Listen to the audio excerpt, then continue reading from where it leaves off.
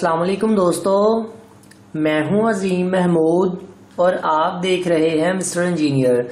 दोस्तों, आज की इस वीडियो में हम अनबॉक्सिंग और रिव्यू करने वाले हैं रेगुलेटेड डीसी पावर सप्लाई का। आप में से काफी सारे दोस्तों के हमें ये कमेंट्स आ रहे थे कि कोई ऐसी डीसी रेगुलेटर पावर सप्लाई के बारे में बताएं जो कि मोबाइल्स और इलेक्ट्रॉनिक्स दोनों के अंदर इस्तेमाल की जा सके। सो दोस्तों, वीडियो को शुरू करने से पहले मैं तमाम नए आने वाले दोस्तों से गुजारिश करूंगा कि अगर अभी तक आप लोगों ने हमारे इस चैनल मिस्टर इंजीनियर को सब्सक्राइब नहीं किया हुआ तो इस सब्सक्राइब बटन के ऊपर क्लिक करके हमारे चैनल को सब्सक्राइब कर लें ताकि आपको इस तरह की अच्छी अच्छी वीडियोस रेगुलरली देखने को मिलती रहे। तो दोस्तों, चलिए शुरू करते हैं।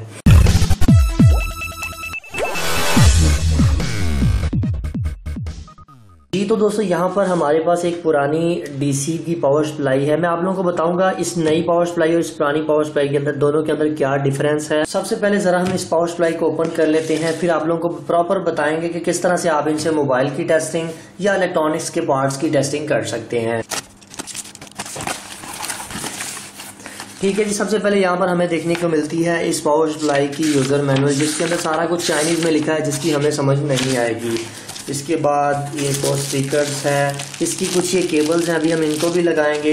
इस पावर सप्लाई को हम जरा बाहर निकाल लेते हैं। ठीक है जी दोस्तों, हमने अपनी पावर सप्लाई को बाहर निकाल लिया। सबसे पहले आप लोग इसकी ओवरऑल लुकिंग को देख लें और इसके ऊपर कौन कौन से फीचर्स हैं उनको चेक कर लें। बैक साइड पे आप लोगों को यहाँ पर मेन केबल, इधर एक फ्यूज, यहाँ पर कुछ स्पेसिफिकेशंस वगैरह इसकी लिखी हुई हैं। यहाँ पर एक ये बड़ा ट्रांजिस्टर लगाया गया है जो कि इसकी पावर को कंट्रोल करता है, जो कि आउटपुट की पावर को भी कंट्रोल करता है। डिस्प्ले के ऊपर यहाँ पर आप लोगों को वोल्ट नजर आएंगे, यहाँ पर आपको एम्पियर नजर आएंगे। इसके अलावा यहाँ पर एक पावर का बटन है जिसे हम अगर प्रेस करते हैं तो हमारी पावर सप्लाई ऑन हो जाती है। यहाँ से आप अपने एम्पियर्स को वेरी करके कम या ज्यादा भी कर सकते हैं। अपनी मर्जी के मुताबिक आप इसके अंदर से एम्पियर्स की सिलेक्शन कर सकते हैं। मैक्सिमम 2 एम्पियर की करंट ये आपको देगी।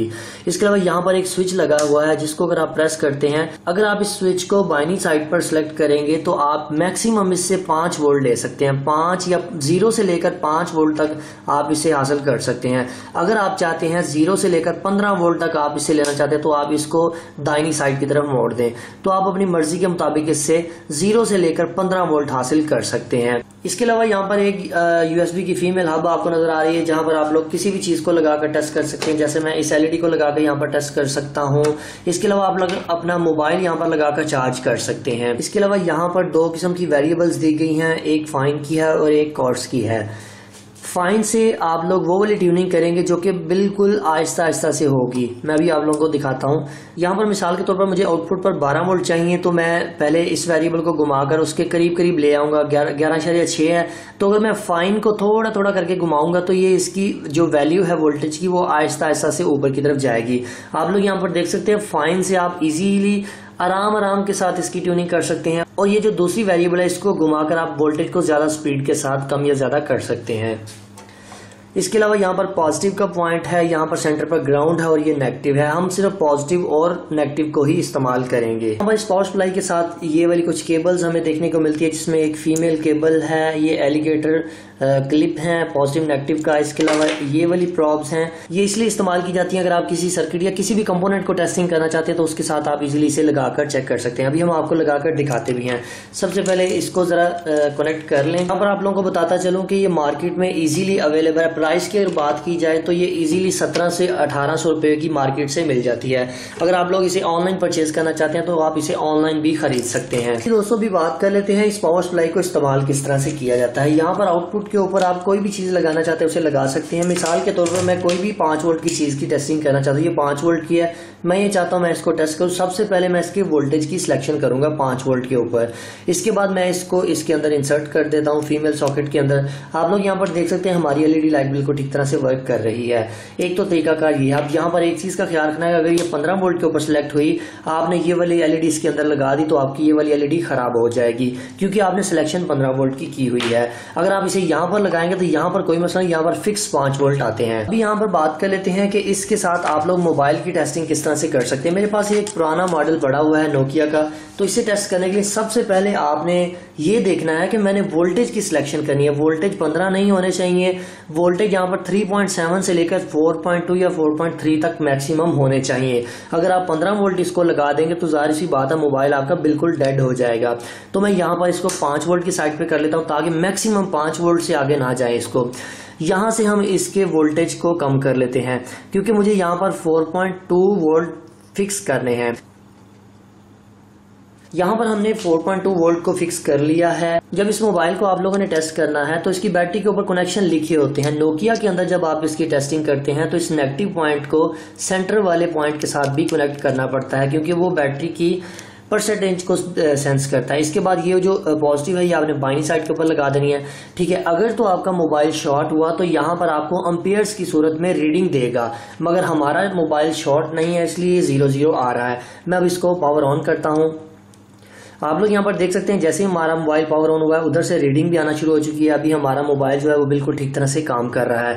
वोल्टेज को आपने याद रखना है 4.2 से ज़्यादा नहीं होने चाहिए और 3.7 से कम नहीं होने चाहिए। आप लोग यहाँ पर देख सकते हैं कि हमारा ये जो मोबाइल है बिल्कुल ठीक तरह से काम कर रहा है और इधर से जिस तरह से इधर परफॉर्म होगा उसी तरह से इधर भी आपको रीडिंग देखने को मिलेगी। इसके अलावा अभी हम कोई बड़ा मोबाइल इसके साथ सैमसंग का कनेक्ट कर देते हैं। यहाँ पर एक और चीज़ आपको बताता चलूँ, मिसाल के तौर पर अगर आप लोगों को मोबाइल लगाते वक्त ये दोनों तारें आपस में जुड़ जाती हैं तो क्या होगा, ये पावर सप्लाई बिल्कुल 0 हो जाएगी। 0 होने के बाद थोड़ी सी देर बाद 2 से 3 सेकंड बाद दोबारा से खुद ही ऑन हो जाएगी। हालांकि वो जो दूसरी पावर सप्लाई है उसके अंदर ये फंक्शन नहीं है, उसके लिए आपको मैनुअली वहां से ऑन करना पड़ता है। सो अगर आपका मोबाइल शॉर्ट होगा जब आप इसे लगाएंगे तो ये अगर बिल्कुल ही शॉर्ट है तो ये वोल्टेज बिल्कुल 0 हो जाएंगे और आपको पता चल जाएगा कि आपका मोबाइल शॉर्ट है। अभी यहाँ पर हम इस ग्रैंड प्राइम की टेस्टिंग करना चाहते हैं। यहाँ पर इसके 4 पॉइंट्स हैं तो हम इसकी बैटरी के ऊपर पहले देख लेंगे कि कौन से पॉइंट कहाँ पे हैं। पॉजिटिव वाला सबसे इधर है और नेगेटिव वाला ये सेंटर वाला है।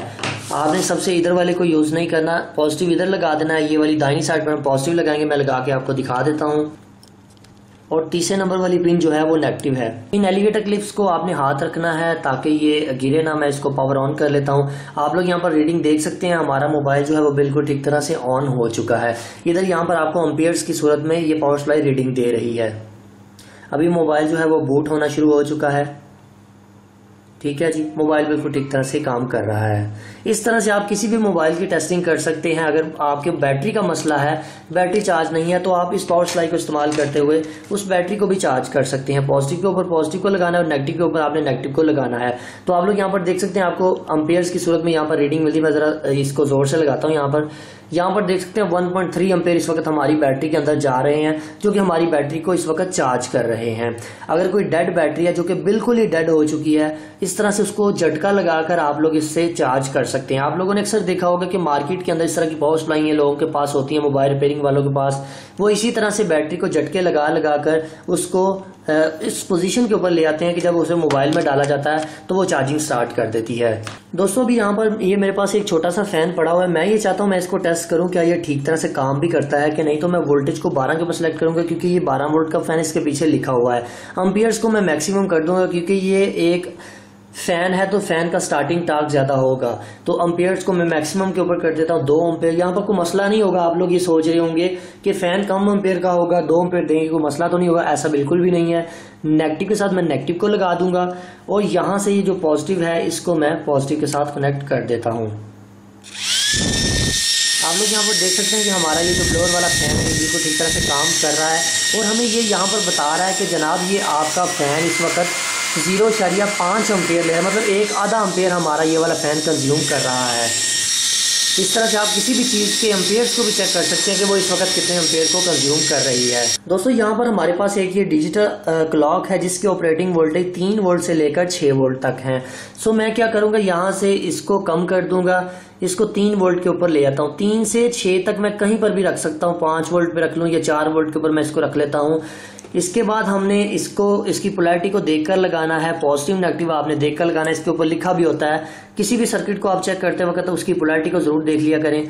तो मैं नेगेटिव के साथ नेगेटिव को कनेक्ट कर देता हूँ और यहाँ से जो पॉजिटिव है मैं इसको पॉजिटिव के साथ कनेक्ट कर देता हूँ। जैसे ही मैं इसे कनेक्ट करता हूँ 12:59 हमारे पास यहाँ पर टाइम नजर आ रहा है, मतलब कि 1 बजने वाला है, ठीक है। और ये हमारा क्लॉक 0.02 एम्पियर ले रहा है इस वक्त, ठीक है जी। सो आप अपनी मर्जी के मुताबिक कोई भी आपका सर्किट है 5 वोल्ट पे चलने वाला है, 10 वोल्ट पे चलने वाला है, 12, 15 जितने पर भी चलने वाला है, आप उसे इस पावर सप्लाई की मदद से इजीली टेस्ट कर सकते हैं। अभी यहाँ पर सिंपली एलईडी लाइट्स की बात आ जाती है, इनको चेक करना होता है। अक्सर औकात हमारे पास कोई ऐसा सोर्स नहीं होता कि जिससे हम चेक करें।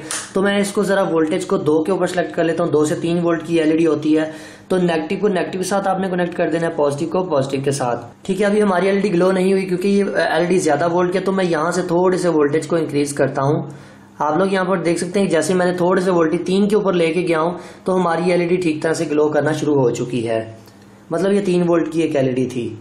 इस तरह से आप किसी भी एलईडी को भी चेक कर सकते हैं। कोई भी इलेक्ट्रॉनिक्स का इस तरह का पार्ट, एलईडी वगैरह या कोई भी इस तरह की लाइटें वगैरह हो, वो उनको आप इजीली यहाँ से टेस्ट कर सकते हैं इस पावर सप्लाई की मदद से। और ये आपको ये भी बताएगा कि ये आपका कंपोनेंट इस वक्त इतने एम्पीयर ड्रा कर रहा है। पावर सप्लाई को हमेशा लेते वक्त एक चीज का आपने ख्याल रखना है कि जो पावर सप्लाई आप खरीद रहे हैं उसमें ये चेक करना है कि जब शॉर्ट सर्किट होता है तो क्या उसके अंदर शॉर्ट सर्किट प्रोटेक्शन है।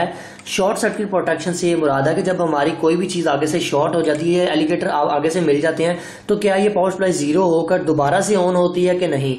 ये देखिए, अगर मैं इसको आपस में जोड़ता हूँ, जीरो होगी, मैं इसे छोड़ता हूँ, दोबारा से ऑन हो गई है। हालांकि ये वाली जो हमारी ओल्ड मॉडल पावर सप्लाई है, अगर मैं इसकी इन प्रॉब्स को आपस में जोड़ता हूं तो ये जीरो हो गई है, अब ये ऑन नहीं होगी। अब इसे मुझे मैनुअली ही पावर ऑफ करके फिर दोबारा से ऑन करना पड़ेगा। सो इस पावर सप्लाई को मत खरीदें, ऐसी पावर सप्लाई को खरीदें जो कि ऑटो ऑन होती हो, जिसके अंदर रिले लगी हो, उसके अंदर टाइम डिले स्विच लगा हो, जो कि शॉर्ट सर्किट के बाद थोड़ी सी देर बाद खुद ही ऑटो ऑन हो जाए। दूसरे नंबर पर इसके अंदर एम्पेयर्स की वैल्यू है। आप अपनी मर्जी के साथ 0.6 एम्पेयर से लेकर मैक्सिमम 2 एम्पेयर तक की इससे आउटपुट ले सकते हैं, जबकि इसके अंदर कोई रीडिंग वगैरह शो नहीं होती। 0.6 से लेकर 2 एम्पेयर तक तो है, मगर हमें ये डिस्प्ले के ऊपर ये नहीं बताती थी कि आपने इस वक्त कितने एम्पेयर्स की सिलेक्शन की हुई है, जबकि ये वाली पावर सप्लाई हमें ये बताती है कि आपने इस वक्त कितने एम्पेयर की सिलेक्शन की हुई है। सो फाइनली दोस्तों, आज की वीडियो यहीं तक की। उम्मीद करते हैं कि आप लोगों को पसंद आई। अगर आप लोगों को आज की वीडियो पसंद आई तो काइंडली वीडियो को लाइक जरूर कर दीजिएगा। इस वीडियो को लेकर आपके ज़हन में कोई भी किसी किस्म का सवाल हो, आप कमेंट सेक्शन में जरूर पूछिएगा। अपना दोस्तों रिश्तेदारों का बहुत सा ख्याल रखिएगा, अपनी दुआ में याद रखिएगा। अल्लाह हाफिज। पाकिस्तान जिंदाबाद।